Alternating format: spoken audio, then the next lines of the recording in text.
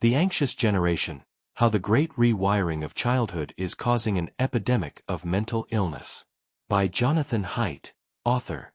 Summary: The Anxious Generation shows how smartphones, social media, and helicopter parenting have led to a decline in young people's mental health and offers actionable solutions to help both our kids and ourselves become mature, emotionally stable adults.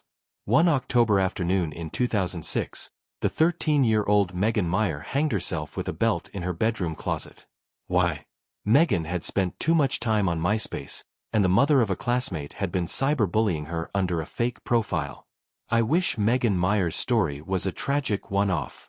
Sadly, it's only one of thousands. Between 2010 and 2020, the rate of suicide among U.S. adolescents aged 10 to 14 has increased by an average of 121%. It begs one question above all: why? Why would such a young person, a child, basically, ever have cause to end their own life? In his new book, The Anxious Generation, famed social psychologist Jonathan Haidt provides both explanations and solutions for what he describes as an epidemic of mental illness. His thesis: we are overprotecting children in the real world and underprotecting them online. Children need a play-based childhood in the real world to thrive, Haidt asserts. The two main factors preventing this kind of childhood?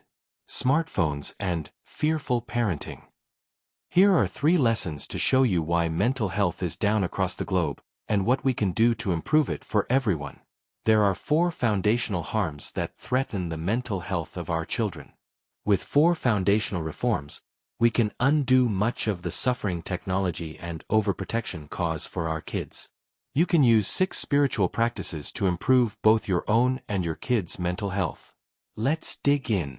Lesson 1. Our children's mental health is endangered by 4 foundational harms. Let's say your child signed up to be one of the first humans to live on Mars. As you learn about the space company, you realize they only want test subjects and don't care about safety at all. Would you let them take your child? Of course not. Since 2010, tech companies have basically done the same, Haidt suggests, exploiting our kids' attention and mental health for profit. Childhood is an apprenticeship for learning the skills needed for success in one's culture, he writes. Millions of children are now hampered in learning those skills because they live in their phones instead of reality. Our connections in the real world share 4 distinct properties. They rely on body language. They happen in sync with others. Communication happens in sequence and with a few individuals max. They happen in communities with high barriers to entry. None of this is true about our online activities. That's why they are often detrimental to human flourishing. Therefore, Haidt sees a phone-based childhood leading to 4 foundational harms. Social deprivation. Since 2012, the time adolescents spend with friends in face-to-face settings has dropped 50%, and the pandemic only made it worse. Sleep deprivation. A lack of sleep leads to depression, anxiety, irritability, cognitive deficits, poor learning, and lower grades. And long-term studies have proven smartphones are making us sleep worse. Attention fragmentation. Since our phones are constantly interrupting us, our ability to focus is severely impaired. Addiction.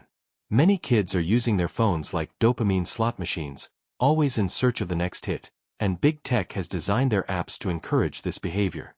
How can we address these harms and create healthier, more grounded lives? Haidt has some ideas for that too. Lesson 2. If we enact 4 foundational reforms, we can significantly improve the mental health of our young. In the book's second half, Haidt discusses what governments, schools, and parents can do to provide healthy childhoods. He calls out 4 foundational reforms to combat the 4 foundational harms.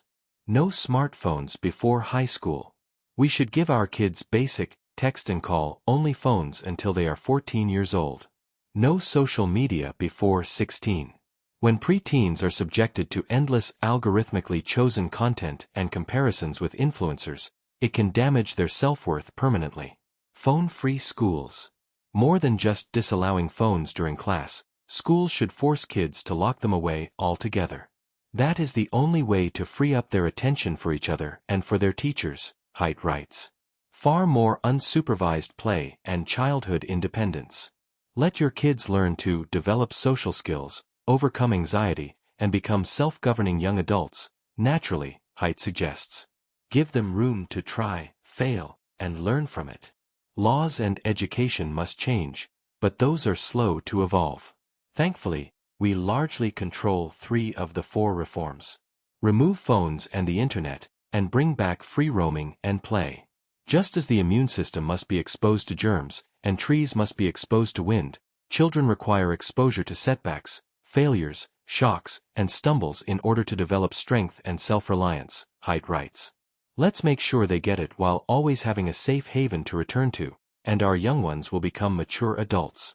Lesson 3. Use 6 spiritual practices to restore and strengthen both your and your kids' mental health.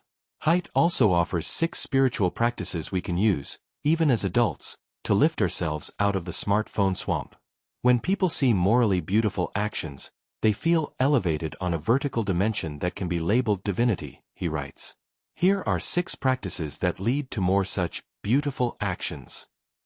Shared sacredness, which is participating in any group that is organized for a moral, charitable, or spiritual purpose. It could be singing during Mass or joining a civil rights movement, for example. Embodiment, which could be any physical ritual, from eating together to doing sports to praying. Stillness, silence, and focus. This could be a meditation practice, but really quietness of any kind. Self-transcendence, which is about sacrificing for a cause larger than your own, from donations to volunteer work. Less judgment, more forgiveness. Whether you take inspiration from Jesus, the Tao Te Ching, or the Torah, learn to be slow to anger, quick to forgive. Find awe in nature. Spend time outside. Whether it's forest bathing, breathing in salty sea air, or a walk across an impressive university campus, nature makes us feel connected in a way nothing else can. The book Awe by Dr. Keltner has plenty of ideas for this practice.